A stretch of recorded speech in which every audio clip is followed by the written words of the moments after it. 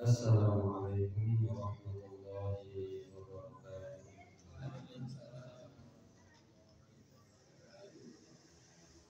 Innal hamdalillah nahmaduhu wa nasta'inuhu wa nastaghfiruh wa na'udzu billahi min shururi anfusina wa min sayyiati a'malina. Man yahdihillahu fala mudilla lahu wa man yudlil fala hadiya lahu. Asyhadu an la ilaha illallah wahdahu la syarika lahu wa asyhadu anna Muhammadan abduhu wa rasuluh. La nabiyya wa la rasula ba'da. Allahumma shalli wa sallim wa barik ala nabiyyina Muhammad wa ala alihi wa ashabihi ajma'in. A'udzu billahi minasy syaithanir rajim. Ya ayyuhalladzina amanu taqullaha haqqa tuqatih wa la tamutunna illa wa antum muslimun. Rabbi shrah li sadri wa yassir li amri wahlul 'uqdatam min lisani yafqahu qawli. Allahumma 'allimna ma yanfa'una wanfa'na bima 'allamtana wa zidna 'ilma.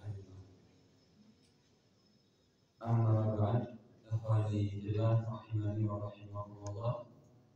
Senantiasa kita panjatkan puji syukur kita kehadirat Allah Subhanahu wa taala atas segala limpahan nikmat yang Allah Subhanahu wa taala telah limpahkan kepada kita. Di malam hari ini kita bisa berkumpul bermuajadah di masjid ini dalam rangka thalabul ilmi. Semoga niat kita dicatat oleh Allah sebagai amal yang Allah ridhai.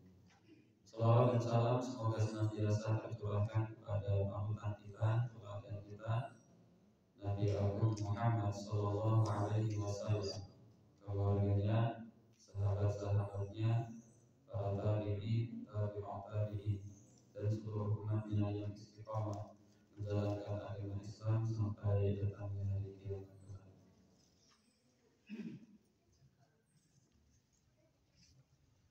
Ikhwani fillah rahimani wa rahimakumullah. Pada pertemuan sebelumnya kita telah membahas tentang dosa besar yang berupa berzina. Malam hari ini insyaallah kita akan membahas dosa besar yang selanjutnya, yaitu menuduh berzina.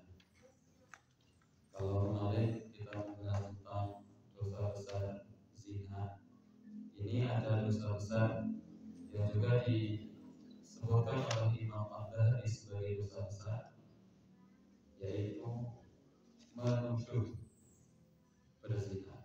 Menuduh berzina kepada orang yang tidak berzina, tapi dia dituduh melakukan zina. Ini juga masuk dalam kategori dosa-dosa besar. Bahkan bisa jadi menuduh berzina itu ada kalanya.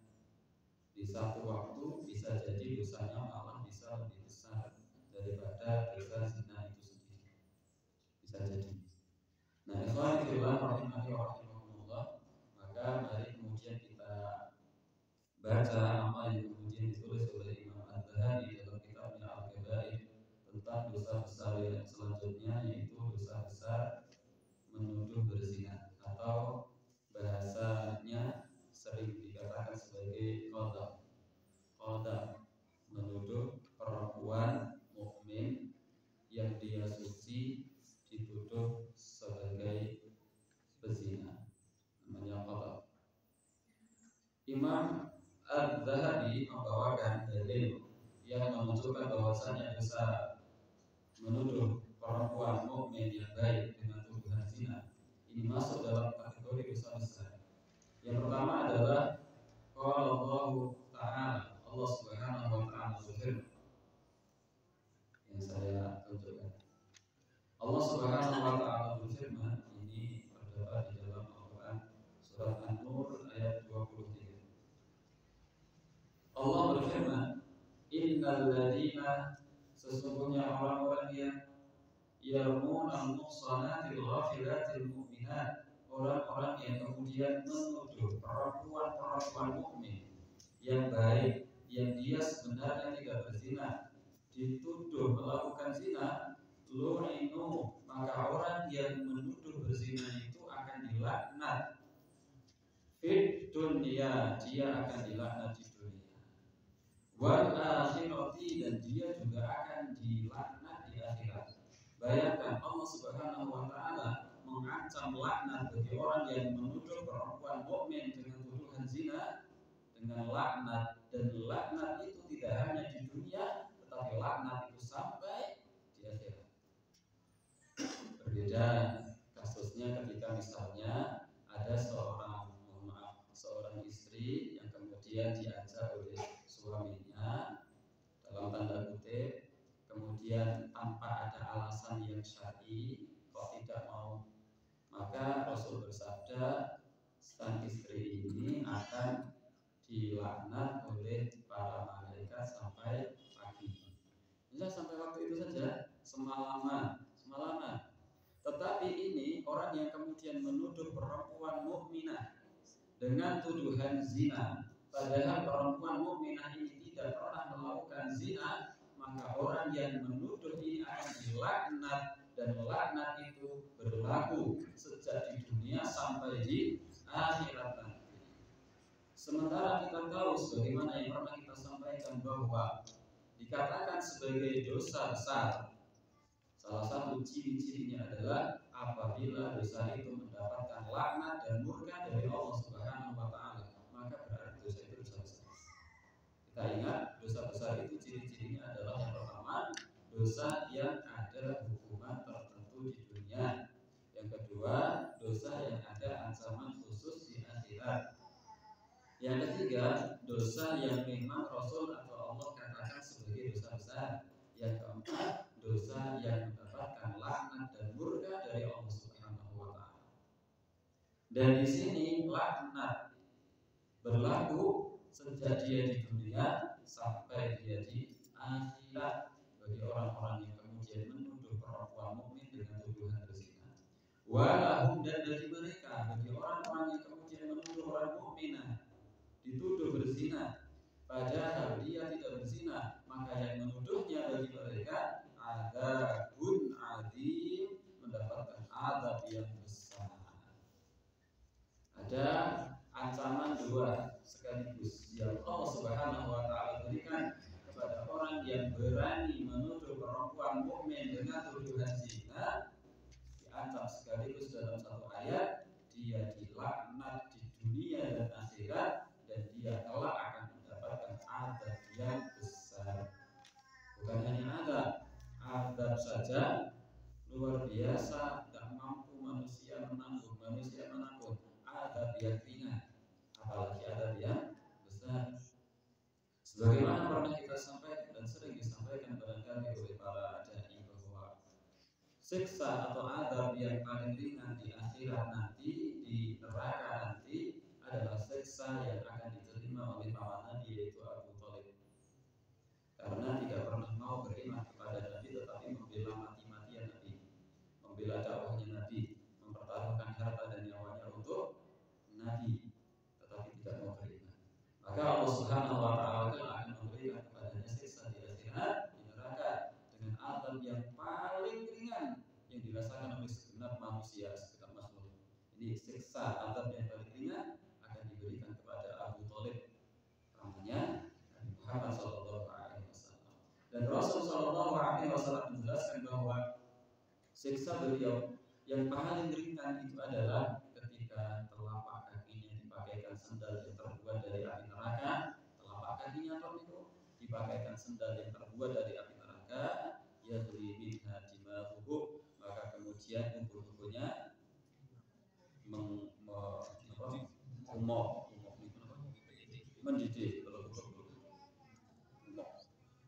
mendidih. Itu siksa yang paling ringan. Bagaimana kalau siksanya agak berat?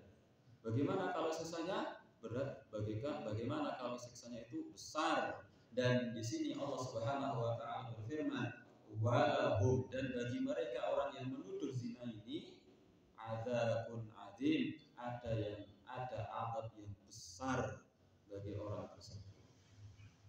Maka ini dalil yang dijadikan oleh Imam Az-Zahabi untuk menjelaskan bahwasanya menuduh perempuan mukmin mukminah dengan tuduhan zina itu dosanya bukan main-main, bukan dosa kaleng-kaleng, dosanya bukan main-main. Kalau kata mas-mas ini kok nggak bahaya tak? Dosanya bukan main-main. Makanya nggak boleh sembarangan. Kemudian ada laki-laki, perempuan, boncengan, malam-malam jam 12 pulang dari mana ke rumah, kemudian kita katakan, oh antas nganu kae, dengan dikatakan bahwa keduanya telah berzina. Ini dosa besar, tidak boleh. Kalau kita tidak bisa menghadirkan 4 orang saksi yang semuanya bersaksi menyaksikan keduanya sedang berzina, maka ini dosa besar. Tidak boleh kita mengatakan tiba-tiba ada orang berduaan, laki-laki perempuan bukan mahram. Ini ya nggak boleh. Berdua itu kan tidak boleh, berduaan, berkholwat namanya. Tapi kemudian dia ambil foto, terus di upload, disebar. Ada 2 orang yang sedang gitu, melakukan tindak asusila, misalnya. Itu tidak boleh. Jadi menuduh perempuan mukminah dengan tuduhan zina, ini dosanya besar di sisi Allah Subhanahu wa taala. Wa qala ta'ala, dan firman Allah Subhanahu wa taala, walladzina yarmunal muhsanati, dan orang-orang yang kemudian menuduh perempuan-perempuan baik dengan tuduhan zina, summa kemudian lam ya'tu bi arba'ati syuhada, dia tidak mampu menghadirkan 4 orang saksi.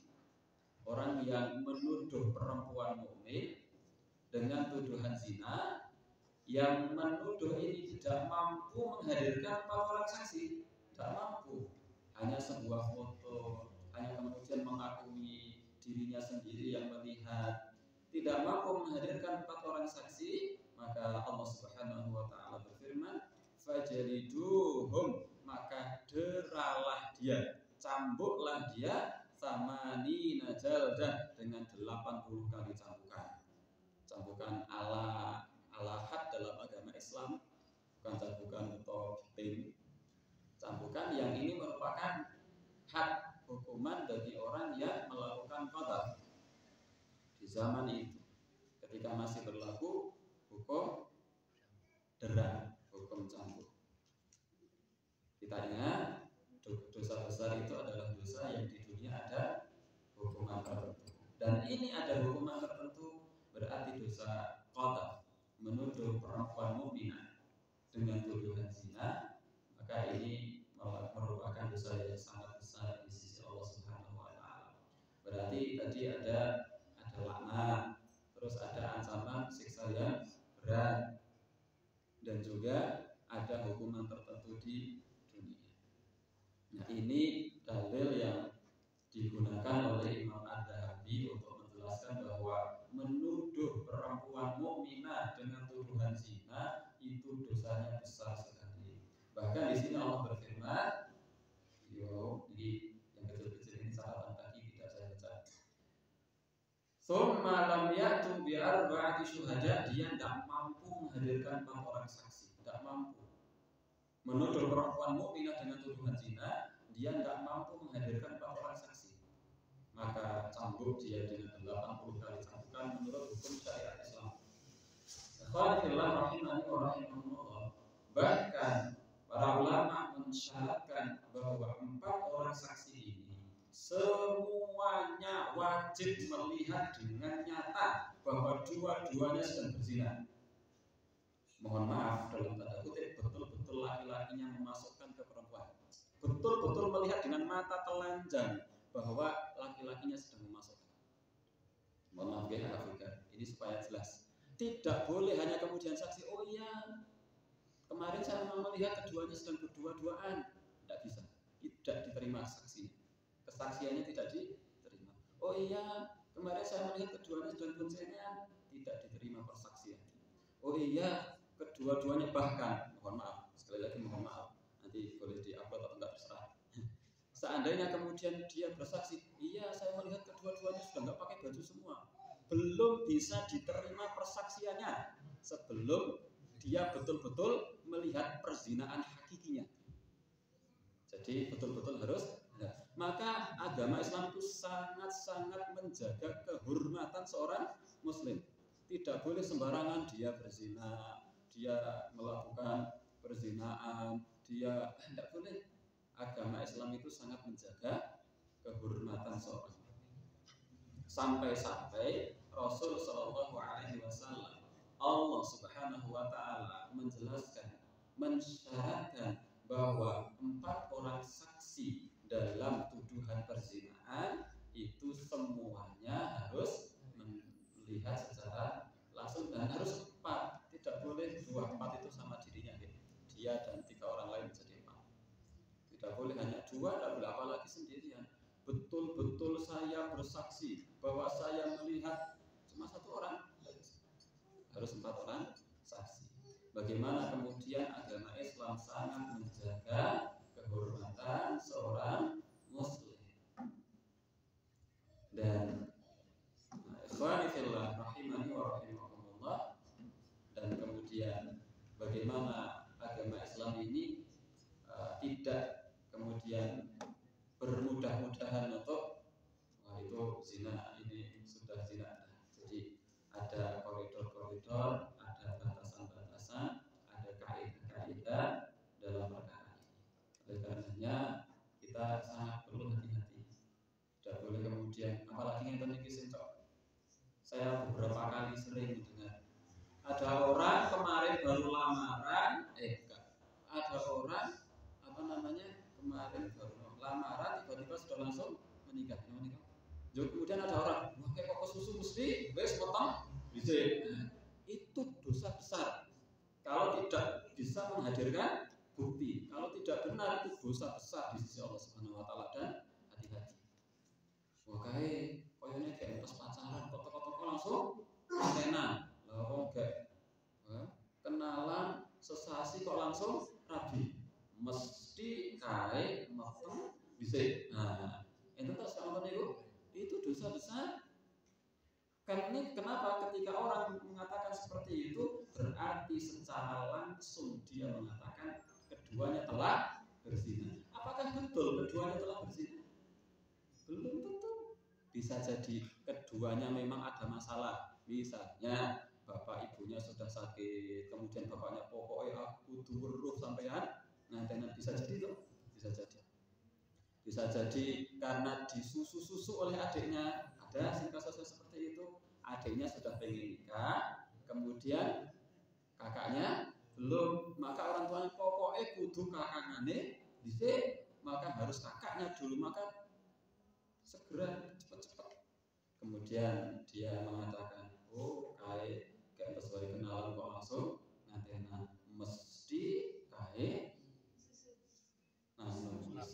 pokoknya senengnya LKMD lamar kayak ini bukan bisa MBA Married by Accident. Nah, itu tidak boleh kecuali kalau misalnya kayak baru menikah umur 2 bulan kok sudah langsung melahirkan. Nah niku sudah apa nih? Nikahnya Februari, April sudah langsung melahirkan. Itu beda lagi cerita. Ikhwani fillah rahimani wa rahimakumullah, maka kaulah agama Islam itu sangat hati-hati sekali dalam menjaga kehormatan seorang Muslim. Maka kita harus bisa untuk menahan lisan kita untuk tidak mudah-mudahan menuduh orang lain melakukan zina. Kemarin saat ini kita HP ini pun luar biasa, informasi susah untuk dibendung. Ada berita share-sharean, tiba-tiba kemudian wah ini hamil di luar nikah, padahal tidak. Kalau enggak gimana? Itu namanya qadha. Dalam bahasa fikih itu namanya apa? Qadha. Dan itu dosa besar. Kalau ada orang seperti ini hidup di zaman Umar bin Khattab sudah langsung panggil, cambuk 80 kali, cambukan sekali cambukan betah betah dengan agak pelepah kurma nih, saya ini kan ngadeg ini langsung cetar satu ping pinten 10 limon betul betah. Nah, kalau hidup zaman Umar bin Khattab, hidup zaman Rasul, hidup zaman Utsman, itu langsung panggil. Karena berat sekali. Ini menyangkut harga diri seorang muslim. Dalam sebuah hadis disebutkan bahwa riba, ya agak keluar dari sini tapi ada sangkut pautnya. Riba itu dosanya bertingkat-tingkat. Riba itu dosanya bertingkat-tingkat. Ikhwanillah, dosa riba yang paling rendah, dosa riba yang paling rendah itu seperti dosa berzina dengan ibu kandung. Masih ingat tingkatan dosa zina? Dosa zina itu ada bertingkat-tingkat gitu.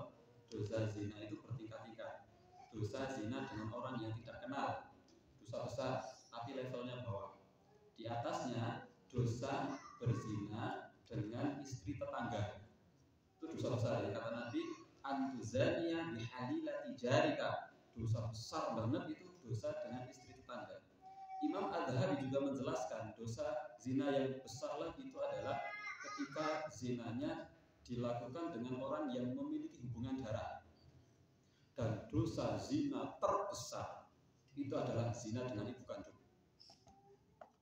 Tetapi ini adalah dosa riba yang paling kecil. Jadi dosa zina terbesar dengan dosa riba yang paling kecil itu sama. Berarti dosa riba itu besar atau kecil? Besar. Kita lanjut. Ini dosa riba itu bertingkat-tingkat ya. Dosa riba yang paling kecil ini adalah dosa seperti berzina dengan ibu kandung. Dan dosa riba yang tertinggi itu adalah seperti ketika orang menjatuhkan kehormatan seorang muslim. Kita menuduh perempuan berzina sampai kehormatan dia jatuh, padahal dia tidak berzina. Semua masyarakat memandang pezina. Tidak ada lagi orang laki-laki yang mau mendekati, yang mau menikahi, sampai sepuh tidak punya jodoh misalnya. Semua orang memandang dia kotor, dia pezina, padahal tidak pernah berzina. Kehormatannya jatuh lantaran ada orang yang menuduhnya berzina. Ternyata ini dosanya bisa lebih besar daripada orang yang berzina itu sendiri. Maka tadi kita sampaikan, bahkan ada kalanya menuduh berzina itu dosanya bisa lebih besar daripada dosa berzina itu sendiri. Ada kalanya seperti itu, tidak semua, ada kalanya seperti itu. Maka Islam itu sangat menjaga kehormatan seorang muslim. Tidak kemudian mudah-mudahan untuk mengatakan, oke, mesti saat berhubungan tentang wis tahu, itu tidak boleh. Kalau tidak nyata itu tidak boleh. Hanya dugaan-dugaan itu tidak boleh sama sekali. Itu bisa-bisa. Kemudian Imam Az-Zahabi membawakan dalil yang selanjutnya yang ketiga. Waqala sallallahu alaihi wasallam, Rasul sallallahu alaihi wasallam bersabda, "Ijtanibus sab'al mubiqat." Jauhilah oleh kalian 7 dosa yang membinasakan. Fadzakara minha, Rasul sallallahu alaihi wasallam kemudian menjelaskan salah satunya, qadfal muhsanati al-ghafilati al-mu'minati, yaitu menuduh perempuan suci melakukan zina. Perempuan mukminah yang suci dituduh melakukan zina, maka ini penuduhnya telah melakukan dosa yang membinasakan. Ini dalil yang dibawa oleh Imam Az-Zahabi yang selanjutnya untuk menjelaskan bahwa betul-betul menuduh perempuan mukminah melakukan zina, yang menuduh itu berdosa sangat besar. Waqala sallallahu alaihi wasallam, dan Rasul sallallahu alaihi wasallam bersabda, al-muslimu, yang dikatakan sebagai orang muslim yang sejati adalah man salimal muslimuna, di mana orang muslim yang lain itu selamat. min lisanihi dari lisannya, wa yadihi dan tangannya. Orang muslim dikatakan dia sebagai orang muslim yang sejati itu adalah ketika orang-orang muslim lain selamat dari lisan dan tangannya. Orang muslim itu adalah orang muslim lain itu selamat dari lisan dan tangannya, tidak dituduh berzina. Kalau sana kita tambahi selamat dari lisannya, tangannya, dan komentar-komentar netizen. Dan ini lah tambahan itu zaman biar ya. Dalil yang selanjutnya dibawakan oleh Imam Ad-Dhahabi, hadis waqala sallallahu alaihi wasallam di Mu'ad. Rasul sallallahu alaihi wasallam bersabda kepada Mu'ad bin Jabal. Mu'ad bin Jabal itu adalah salah satu sahabat Nabi yang dia adalah ulama muda. Mu'ad bin Jabal, ulama muda. Beliau meninggal umur 33 tahun. Tapi Rasul sallallahu alaihi wasallam bersabda, di hari kiamat nanti Mu'ad bin Jabal itu adalah imamal ulama, imamnya, pemimpinnya para ulama. Ini Mu'ad bin Jabal. Mu'ad bin Jabal pernah, Rasul sallallahu alaihi wasallam pernah bersabda kepada Mu'ad bin Jabal, sakilatka ummuka, ibumu kehilanganmu. Maksudnya apa? Bukan termaksud. Niki sing maksud namun artinya ini adalah ungkapan yang menunjukkan akan sesuatu yang apa yang ingin disampaikan itu adalah penting. Ini adalah bahasa kiasan, bahasa ungkapan yang kita tidak bisa menerjemahkannya secara letterlek. Bahasa kita awas, hati-hati. Nah, begitu bahasa kita. Sebagaimana misalnya orang Indonesia itu mengungkapkan perkataan-perkataan yang kalau diterjemahkan ke dalam bahasa lain susah. Contoh, mumet bingung, orang mengatakan pusing 7 keliling. Bahasa Inggrisnya nopo Pak Basir. Nopo pusing 7 niku 7 keliling. 7 keliling nopo. Nah, betul toh? Nah, susah. Pusing 7 keliling niku hanya ungkapan untuk menunjukkan sangat pusing. Nek diartekke nggih dadi angel. Nah, niki sama. Sakilat kaumuka, arti letterleknya adalah ibumu kehilanganmu. Tetapi ini adalah kata ungkapan yang sering dipakai oleh orang-orang Arab untuk menunjukkan bahwa sesuatu yang akan disampaikan itu penting. Awas, hati-hati, perhatian. Nah, itu caranya tanbih itu, memberi peringatan ini penting. Wa hal yakubun nasa ala manakhirihim yaumal qiyamati. Bukankah yang paling banyak menelungkupkan manusia di hidungnya di hari kiamat nanti, di neraka, illa hasaidu alsinatihim, melainkan karena hasil dari lisannya.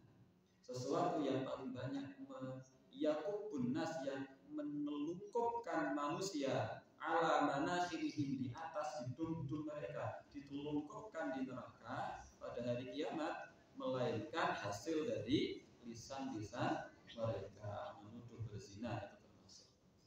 Ini yang bisa menyebabkan dimasukkannya seseorang ke dalam neraka. Bismillahirrahmanirrahim, rahimani wa rahimakumullah. Kemudian dalil yang selanjutnya dibawa oleh Imam Ad-Dhahabi.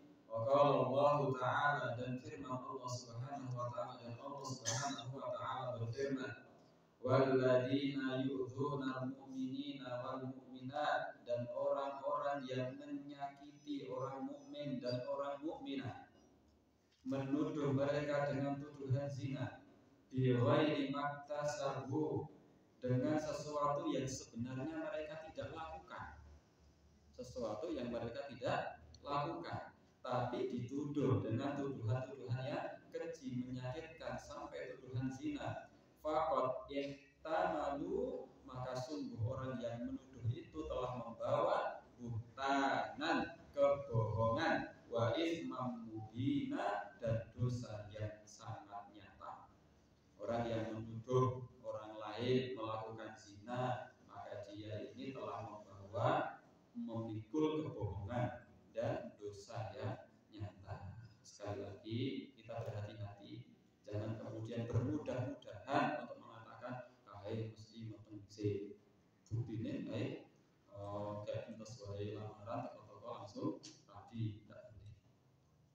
itu berat, perkataan itu berat di sisi Allah. Kenapa? Karena bukan secara tidak langsung, bahkan secara langsung berarti dia mengatakan bahwa perempuan itu telah melakukan zina. Waqala sallallahu alaihi wasallam, dan Rasul sallallahu alaihi wasallam bersabda, man qadhafa mamlukahu bizina, siapa orangnya yang menuduh budaknya melakukan zina, padahal budak, apalagi orang merdeka, padahal budaknya dituduh melakukan zina, uqima alaihil had yaumil qiyamah, di akhirat nanti dia pasti akan ditegakkan had kepada orang tersebut. Illa, kecuali an-yakuna kama qala, kecuali kalau memang budak itu betul-betul melakukan sebagaimana apa yang dikatakan oleh sang majikan. Muttafaqun alaih. Hadis diriwayatkan oleh Imam Bukhari dan Imam Muslim. Lanjut. Apa? Sudah masuk? Atau lanjut dulu?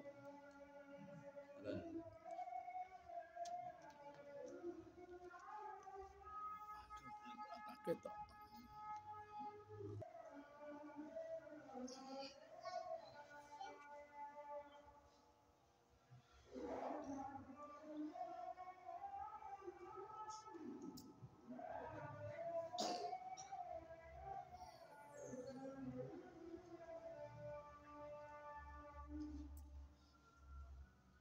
Bismillahirrahmanirrahim. Amma adab man qadhafa, siapa orangnya yang menuduh berzina, ummul mukminina, kepada ummul mukminin Aisyah radhiyallahu anha.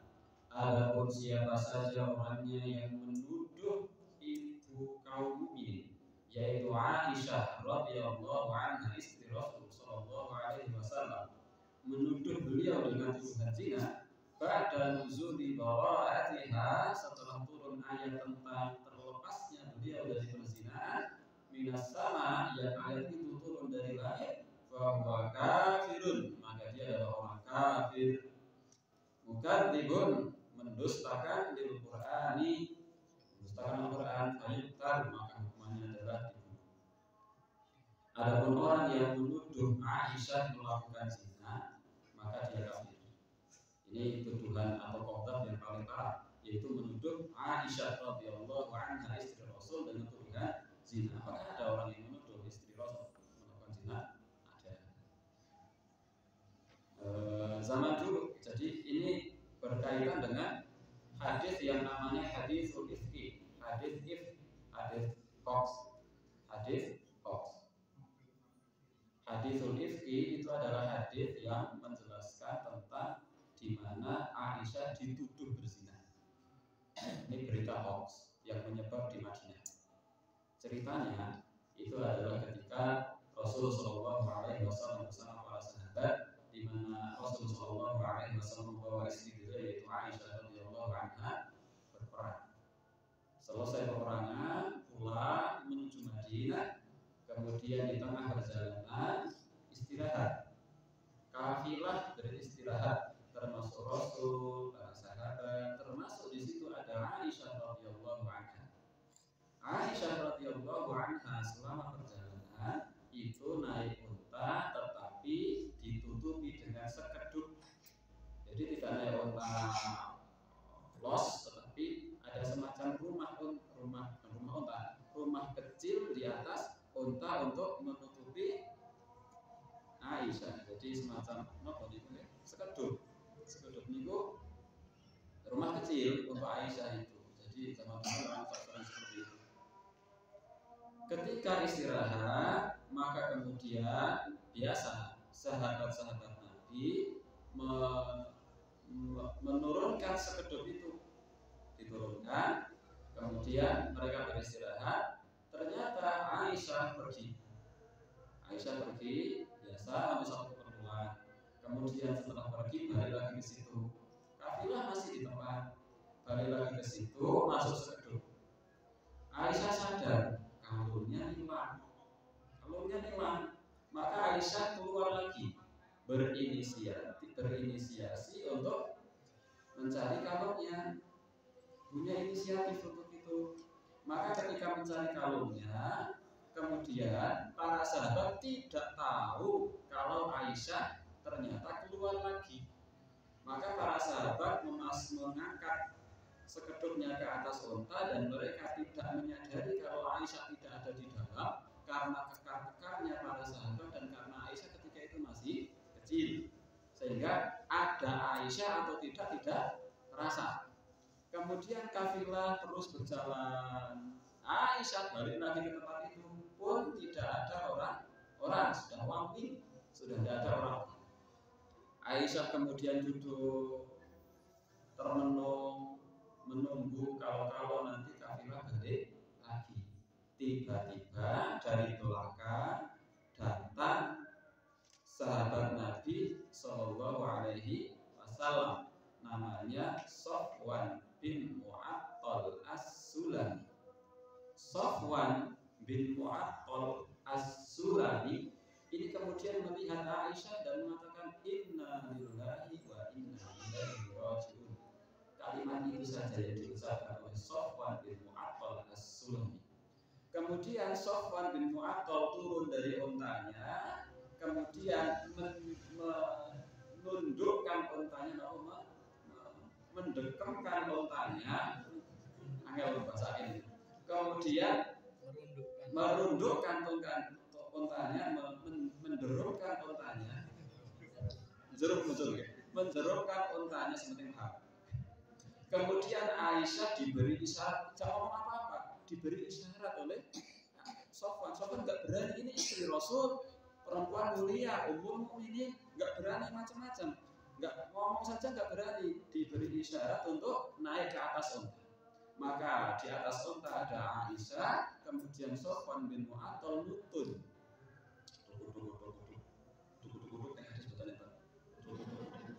Sampai di Madinah. Wah,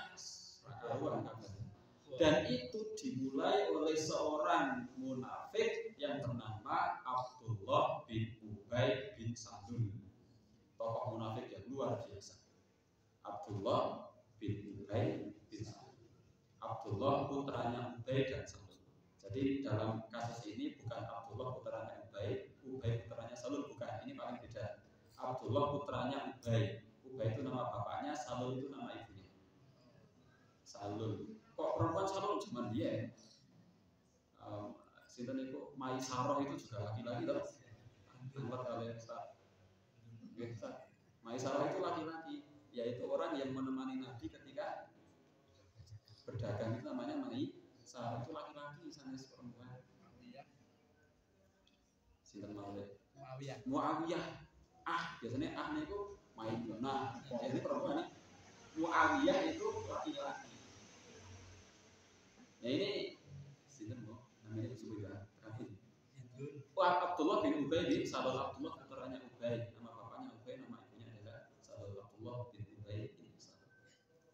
Ini yang membumbui, menambah-nambahi, yang mulai kalau bahasa sekarang itu yang update status, ngelekasi. Oh, Aisyah berzina dengan Sofwan bin Mu'attal As-Sulami. Rame, namanya kabar aneh, namanya kabar miring, namanya kabar yang menggelitik, cepat viral. Maka viralnya ketika itu dari lisan ke lisan, semua kota Madinah tahu, dan yang memviralkan itu juga termasuk kaum muslimin. Dan ternyata zaman sekarang kadang seperti itu toh. Ada kabar dari entah nggak tahu sumbernya, ternyata kaum muslimin ikut-ikutan menyebarkan berita. Bukan yang membuat, bukan, tetapi ikut menyebarkan. Ini kasusnya zaman ini, kasus nonton itu enak. Maka kaum muslimin ikut menyebarkan. Jangan-jangan Aisyah memang termasuk yang ikut menyebarkan berita hoax ini adalah Mistah bin Utsatah. Siapa? Sepupunya Abu Bakar. Siapa Abu Bakar? Bapaknya Aisyah. Mistah bin Utsabah, sepupunya Abu Bakar. Padahal Abu Bakar itu bapaknya Aisyah. Beliau yang juga ikut andil menyebarkan berita ifki ini, berita bohong, berita dusta. Aisyah, dan itu berhari-hari, bahkan 1 bulan lebih. Kabar itu menyeruak, kabar itu viral. Maka kemudian Aisyah merasa bersedih luar biasa sampai Aisyah berdoa kepada Allah agar Allah menunjukkan bukti yang nyata, agar Allah menjelaskan kepada Nabi bahwa ini berita yang benar. Bahkan ketika itu Nabi juga belum tahu ini benar atau salah. Ini betul-betul Aisyah zina atau tidak, Nabi tidak tahu. Karena Nabi memang tidak mengetahui ilmu ghaib kecuali apa yang Allah berikan. Nabi hanya berhusnudzon, Aisyah tidak mungkin melakukan itu, tidak mungkin. Tetapi juga Nabi tidak bisa memastikan. Maka turunlah ayat, kalau tidak salah surat An-Nur ayat 11-an sampai 20-an, kalau tidak salah, nanti mungkin bisa dicek. Ayat yang menjelaskan tentang sucinya Aisyah radhiyallahu anha dari tuduhan-tuduhan zina. Nah, ini tentang Aisyah yang dituduh berzina. Dan Allah sudah menyucikan Aisyah dari tuduhan zina itu. Saya kami. Maka di sini Imam Adhari mengatakan, amma man qadhafa ummal mu'minina Aisyah radhiyallahu anha ba'da nuzuli bara'atiha minas sama'. Adapun orang yang masih saja menuduh Aisyah melakukan zina setelah turun ayat yang menjelaskan tentang kesucian Aisyah, fahuwa kafirun, maka dia kafir. Kenapa kafir? Bukan karena menuduhnya, tapi karena dia menolak ayat Al-Quran. Bukan dibundul Quran, dia telah mendustakan Al-Quran. Ikhwani fillah rahimani wa rahimakumullah, ini tentang qadhaf. Kemudian selanjutnya tentang liwat. Liwat itu bahasa Arab, bahasa fikih, bahasa saat ini itu LGBT. Apa tambah setengah itu? Ada satu lagi huruf subek Ki, LGBT. Nah, sebentar saya lihat 1, 2. Saya percepat lagi. Liwat atau luwat. Liwat. Kenapa dikatakan liwat? Berasal dari kata Lut. Lut itu apa Lut? Nah, Nabi Lut, Adam, Idris, Nuh, Hud, Saleh, Ibrahim, Lut. Kaum Lut sering melakukan perbuatan, sering dikatakan liwat. Perilakunya kaumnya Nabi Lut, liwat. Ikhwani fillah rahimani wa rahimakumullah, qad qassallahu alaina qissata qaumi Lut fi ghairi ma mawdi' min kitabillahi al-aziz. Allah Subhanahu wa taala telah mengkisahkan kepada kita tentang kisahnya kaumnya Nabi Lut di tempat yang banyak dalam Al-Quran. Wa annahu, dan bahwasanya perilaku kaumnya Nabi Lut yaitu liwat, LGBT, ahlakahum bi fi'lihim al-khabith, itulah yang telah membinasakan mereka. Perilaku kaum Lut itu telah, wa annahu, dan bahwasanya Allah Subhanahu wa taala ahlakahum, telah membinasakan mereka bi fi'lihim al-khabith, lantaran perbuatan mereka yang keji. Kenapa Allah Subhanahu wa taala membinasakan mereka? Karena perbuatannya yang keji, yaitu homoseks, LGBT, liwat. Wa ajma'al muslimuna, dan kaum muslimin sepakat, min ahlil milal, anna talawud, bahwasanya perilaku kaum Nabi Lut yaitu liwat, minal kabair, termasuk dosa besar. Maka saya pernah membaca tulisan yang akan menggelitik bahwa liwat, LGBT itu adalah perilaku kegilaan, dan semua orang pasti mengharamkan kegilaan kecuali manusia-manusia gila. Kalau Allah Ta'ala, Allah Subhanahu wa Ta'ala berfirman, atatuna dukrana minal alamin, kenapa kalian mendatangi laki-laki dari kalangan manusia? Wa tadharuna ma khalaqalakum rabbukum min azwajikum bal antum qaumun adun, sementara kamu meninggalkan istri-istri kalian yang perempuan yang Allah ciptakan untuk kalian, malah mendatangi laki-laki dan meninggalkan perempuan. Sementara Allah itu menciptakan untuk laki-laki ya seorang perempuan, Allah menciptakan untuk seorang perempuan ya seorang laki-laki. Bal antum qaumun adun, bahkan kalian adalah kaum yang melampaui batas. Perhatikan, wal liwat, adapun liwat, afhasyu minaz zina wa akbar, dosanya lebih buruk, lebih keji daripada zina. Liwat itu lebih besar, lebih buruk, lebih keji, lebih kotor daripada zina. Kalau zina itu dosa besar, tapi itu sesuai dengan kodrat, dalam artian ya laki-laki itu sama perempuan, perempuan sama laki-laki sesuai dengan kodrat, itu dosa besar. Nah ini sudah dosa besar dan ini menyalahi kodrat. Wa asyul zina wa akbar, liwat itu adalah lebih keji, lebih buruk, lebih kotor daripada zina. Kalau Nabi Sallallahu Alaihi Wasallam bersabda, "Uqtulul fa'ila wal maf'ul bih." Bunuhlah, ini zaman dulu hukumannya itu dibunuh. Siapa? Al-fa'ila wal maf'ul bih, fa'il dan maf'ul bihnya. Fa'il itu adalah pelaku, maf'ul bih itu yang ya sama-sama, maksudnya fa'il itu yang berperan sebagai laki-laki, maf'ul bih itu yang berperan sebagai perempuan. Jadi bukan apa ya? Fa'il itu ya, mohon maaf, sekali lagi mohon maaf, yang memasukkan, maf'ul bih itu yang dimasuki. Itu dua-duanya dosa besar. Isnad, subjek dan objek. Isnaduhu hasan, sanadnya hasan. Wa anhu sallallahu alaihi wasallam, dan dari Nabi sallallahu alaihi wasallam beliau bersabda, la'anallahu man amila amala qaumi Lut. Allah Subhanahu wa taala melaknat siapa saja orang yang melakukan perbuatannya kaum Nabi Lut. Isnaduhu hasan, sanadnya hasan. Saniki enten mboten? Kita sampaikan. Waqala Ibnu Abbas, Imam Ibnu Abbas sahabat Nabi sallallahu alaihi wasallam berkata, ini adalah hukuman yang setimpal bagi pelaku liwat. Apa? Yunzar a'la bina'in fil qaryah.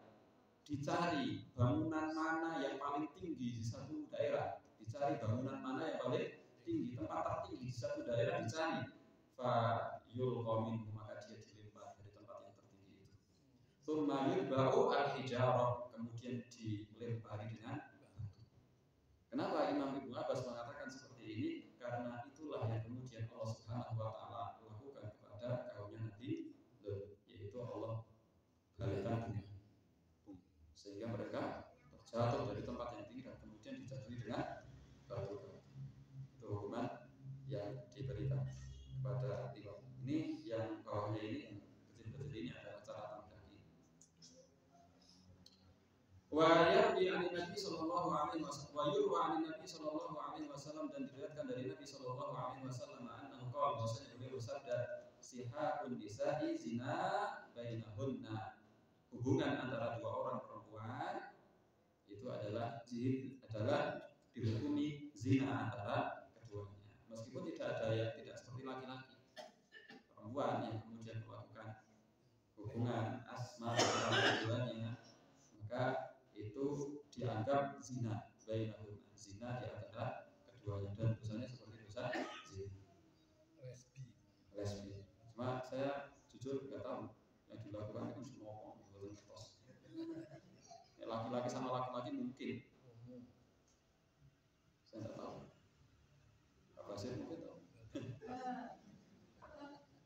Bahada isnadul layyin, ini sanadnya layyin. Sanad layyin itu adalah sanad yang di dalamnya masih ada perawi yang dijar, yang dipermasalahkan. Sanad.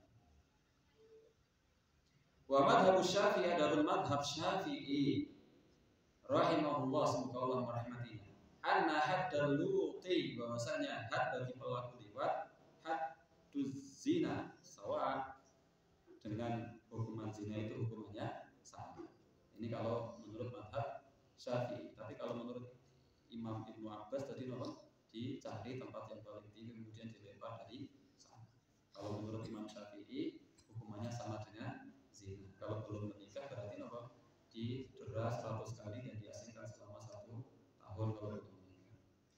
Wa ajma'at dan telah sepakat. Lanjutan di sini.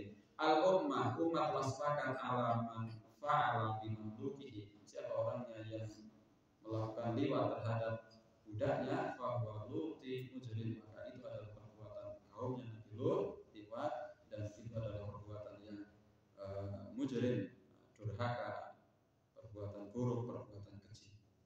Ini tentang liwat. Ikhwani fillah rahimani wa rahimakumullah. Oleh karenanya dosa-dosa yang sangat besar itu kalau kita ambil dari pertemuan sebelumnya itu ada dosa syirik, ada dosa berzina dengan istri tetangga, kemudian ada membunuh anak lantaran takut miskin, kemudian mencela bapak orang lain yang akhirnya orang lain membalas mencela bapaknya, itu dosa besar. Kemudian ada zina, kemudian ada menuduh berzina, kemudian ada liwat dan lain sebagainya. Ikhwani fillah rahimani wa rahimakumullah. Insyaallah kita lanjutkan di kesempatan tentang apa yang kemudian dijelaskan oleh syariat sebagai dosa besar, dan kita berharap semoga Allah Subhanahu wa taala memberikan kekuatan kepada kita untuk bisa menghindari dosa-dosa besar yang telah Allah Subhanahu wa taala jelaskan bahwa itu adalah dosa besar di sisi Allah Subhanahu wa taala. Aku qouli hadza fa astaghfirullah al-azim li wa lakum. Alhamdulillah wassalatu wassalamu ala